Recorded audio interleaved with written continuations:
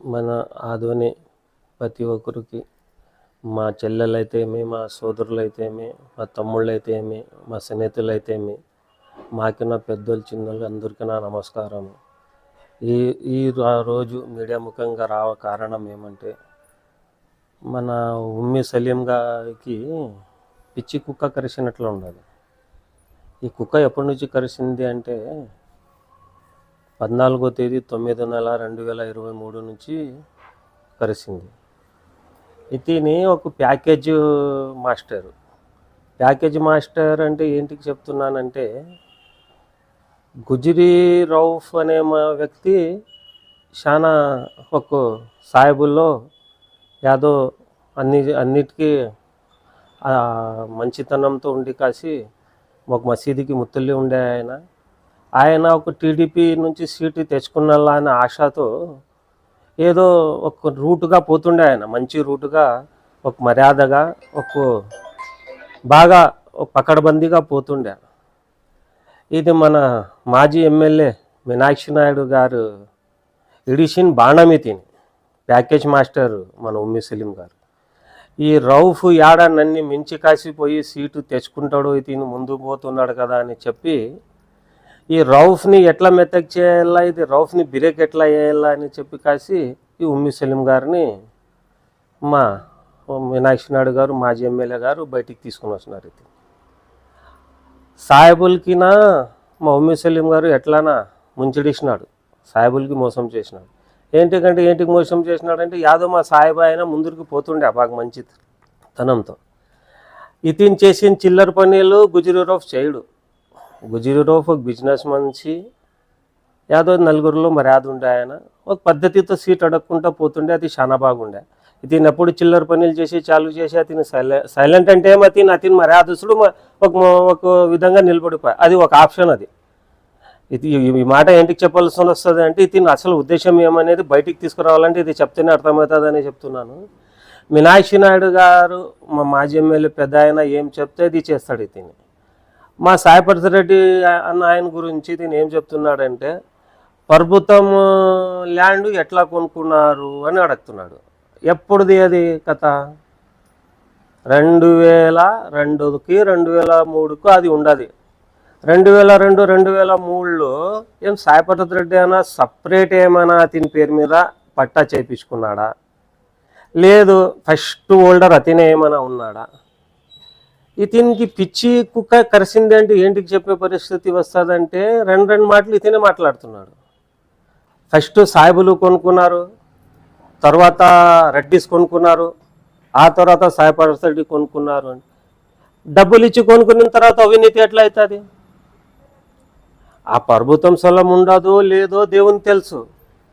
Media ముఖంగా నువ్వే చెప్తున్నావు, ఫస్ట్ సాయిబులతో రెడ్డిలు కొనుక్కున్నారు, రెడ్డిలతో సాయిబుల్ రెడ్డి కొనుక్కున్నాడని. డబ్బులు ఇచ్చి కొనుక్కున్న తర్వాత అది అవినీతి ఎట్లా అవుతుంది? రెండో విషయము, మా సాయిబుల్ రెడ్డి ఇంటి పక్కలో కార్ రెడీసేకి 20 సెంట్లు బంగ్లా ఉండాది, ఇది ఉండాది, 30 లక్షలు సెంటు పోతుంది అంటున్నాడు. సరే, మళ్ళీ మా సాయిబుల్ రెడ్డి వెనకల ఇంటి వెనకలే నీకు మా రెడ్డికి పెద్ద బంగ్లా ఉండాది, మళ్ళీ నువ్వు 30 లక్షల సెంటుతోనే అది కొన్నావా? రెండో ఆప్షను, సాయిపర్తి రెడ్డి అన్న వచ్చి కాసి ఒక ఎమ్మెల్యే కొడుకు, ఆల్రెడీ వాళ్ళ నాయన ఎమ్మెల్యే, నువ్వు ఒక లైన్ మ్యాన్ కొడుకు. నీ వృత్తి ఏముండే 2000లో ఒక ఐస్ క్రీమ్ ఫ్యాక్టరీ నడుపుతుంటివి నువ్వు ఫర్సమల్లాగిరిలో. మళ్ళీ నీకు ₹1 ఎన్ని కోట్ల పల్లికి ఆస్తి నీకేడ నుంచి వచ్చా? అంత తొందరలో నీకేమన్నా చెట్లు కాసిండా? డబ్బులు ఏమన్నా తెంపుకొని వచ్చి నువ్వు అంత పెద్ద బంగ్లా కట్టించినావు కదా. ఆడ మన ఎమ్మెనూరు బైపాస్లో ఒక సేన్ కొనుక్కున్నావు, అంత పెద్ద వెంచర్ వేసినావు, ఇంత పెద్ద బంగ్లా కట్టినావు, ఆడ ఉమ్మి జ్యువెలర్స్ అని అంగడి తీసినావు. మళ్ళీ ఇవన్నీ నీకేడ నుంచి వచ్చా? నీకేమన్నా చెట్లు కాసిండా లేదా రాత్రికి రాత్రి వచ్చినాయి? మళ్ళీ ఇది కానీ నువ్వు కానీ చెప్పాలి కదా, నీకేట నుంచి వచ్చా అనేది. ఇంత వచ్చిన ఇప్పుడు ఐస్ క్రీమ్ అమ్మే అతనికి ఇంత వచ్చినప్పుడు అతనైనా ఎమ్మెల్యే కొడుకులే, అది ఊరంతా చెప్తారు ఆయన ఎమ్మెల్యే కొడుకు అని. ఒక ఐస్ క్రీమ్ అమ్మేందుకు ఇంత పెద్ద 30 లక్షల సెంట్ కొనే ప్రాపర్టీ వచ్చింది, ఒక అపార్ట్మెంట్ వచ్చింది, ఆడ షేన్ వచ్చింది. ఆలూరులో వైంచర్ వేసినావు, వేసి అమ్మి వచ్చినావు. ఇవన్నీ నీకేళ్ళ నుంచి వచ్చావు మళ్ళీ.